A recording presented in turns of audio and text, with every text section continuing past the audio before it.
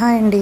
మనకి జనరల్గా స్ట్రేంజర్స్కి కానీ అనుకోకుండా మనకి తెలిసిన వాళ్ళకి కానీ కాలేజెస్లో స్టూడెంట్స్కి కానీ ఆఫీస్లో కొలీగ్స్కి కానీ వాళ్ళ నెంబర్ మనం సేవ్ చేసుకోకుండానే ఒక్కొక్కసారి మెసేజ్ పంపించాల్సి వస్తుంది.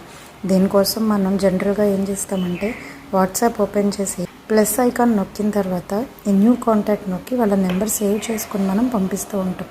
బట్ ఇక్కడ అలా కాకుండా ఇదైతే సెర్చ్ బటన్ ఉందో ఈ సెర్చ్ బటన్ నొక్కి వాళ్ళ నెంబర్ కనుక మనం టైప్ చేసి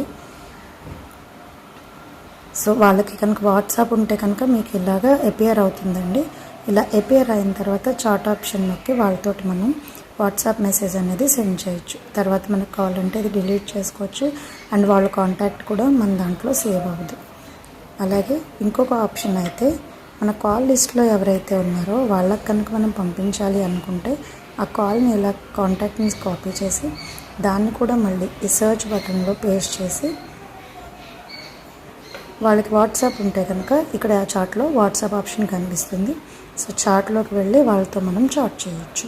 సో ఎలాంటి సేవేజ్ లేకుండా ఎలాంటి స్టోరేజ్ ప్రాబ్లం రాకుండా మనం వాట్సాప్ అనేది క్రియేట్ చేయొచ్చు. అదే ఏదో ఒక సపరేట్ నెంబర్ నేను నొక్కాను, బట్ దీనికి వచ్చేసి వాట్సాప్ లేదు, అందుకని చెప్పి ఇక్కడ నో రిజల్ట్ ఫౌండ్ అని వచ్చింది.